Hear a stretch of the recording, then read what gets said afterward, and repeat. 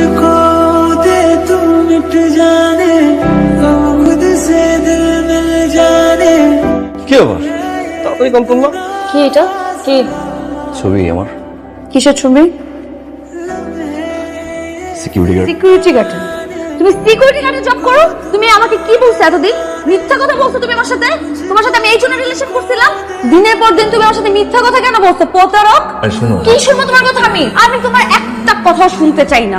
তুমি যে বাইরে আমার সাথে মিথ্যা কথা বলে গেছো, আজকে আমার ফ্রেন্ড আমাকে এই ছবি সেন্ড করে, সেই দিন আমার দেখতে হয় সবার সামনে আমি হাসির পাত্র হইলাম। হ্যাঁ, আমাকে সবার সামনে ইনসাল্ট তুমি করালা। তুমি এটাই চাইছিলে আমার সাথে আসতে? মানে এখানে কে জানবে? আর জানার কে বাকি আছে? সবাই জানুক না তুমি আমার সাথে এরকম প্রতারণা করছো। ও আচ্ছা আচ্ছা, আমি তো এখন বুঝতে পারতেছি কেন তোমার বাপ দাদা সকালবেলা ঘুম থেকে উঠে কেন চা রুটি খায়। তুমি এই জন্যই খাইছো ফকিন্নি। তুমি আমার সাথে ডে বাই ডে মিথ্যা কথা বলে গেছো প্রতারক। আমি তোমার চেহারা নেক্সট টাইম আর দেখতে চাই না। সিকিউরিটি গার্ড তুমি না বলছো তোমার ভাই চাকরি করে? তোমার ভাইও তোমার সাথে সিকিউরিটি গার্ড চাকরি করে? ধরবা না তুমি আমাকে। নেক্সট টাইম কোনো যোগাযোগ করবে না সিকিউরিটি গার্ড। শালা প্রতারক।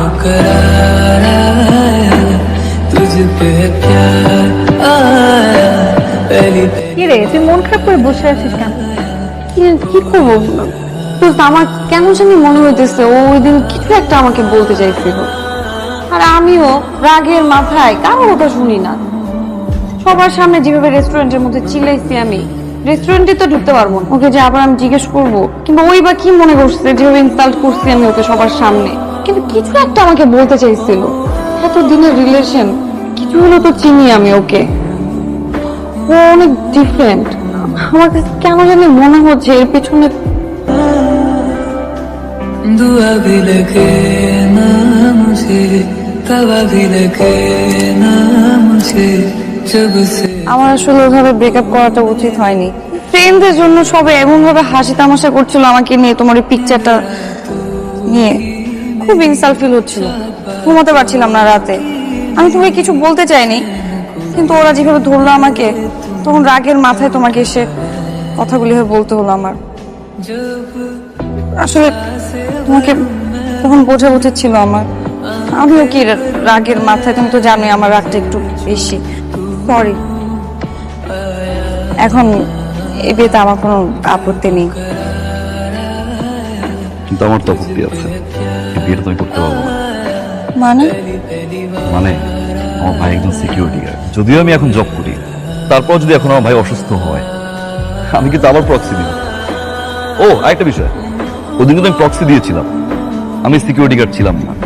তুমি তো কথাই শুনতে চাওনি। আমাদের রিলেশনশিপটা পুরোপুরি ছিল তোমার ফ্রেন্ডদের উপরে। তোমার সব ফ্রেন্ডের কথা শুনলা, হাসাহাসি করে কি বললো এটা শুনলা। তুমি কিন্তু একটাবার আমার কথা শুনতে চাও। 1000 বার ট্রাই করেছিলাম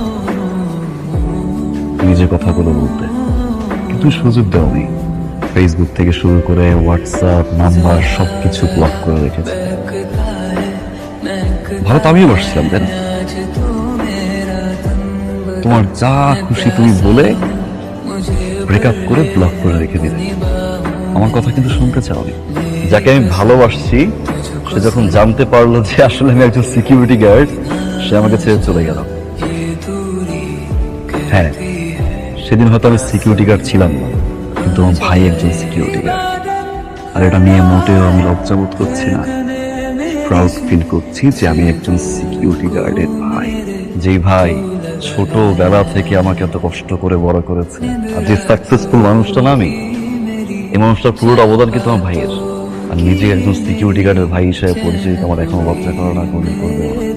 আমি যদি এখন তোমাকে বিয়ে করি, কোনো কারণে যদি আমার চাকরি চলে যায়, আবার যদি আমার ভাইয়ের প্রক্সি দিতে হয়, তখন তোমার ফ্রেন্ড আবার ছবি তুলবে, আবার তোমাকে হোয়াটসঅ্যাপ করবে, তখন কি আবার ছেড়ে চলে যাবো? কখনো কোনো মানুষকে তার অবস্থান দেখে ভালোবাসতে হয় না, আর সেই অবস্থান দেখেই তুমি আমাকে ছেড়ে চলে গেছো। ঠিক এখন আবার অবস্থান দেখেই বিয়ে করতে চাই। অবস্থান দেখে যে মানুষটা চলে যায়, সে আর যাই হোক আমার লাইফ পার্টনার হতে পারে না।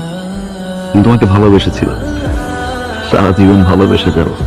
বাট যে আমাকে এবং আমার ভাইয়ের সিকিউরিটি গার্ডের ড্রেসটাকে ছোট করে, তাকে কখনো আমার লাইফ পার্টনার বানাতে পারবে। আরেকটা কথা, তোমার ফ্রেন্ডদেরকে বলে দিও ওই দিনের ওই সিকিউরিটি গার্ডের ছেলেটাই আজকে তোমার বাবার বস।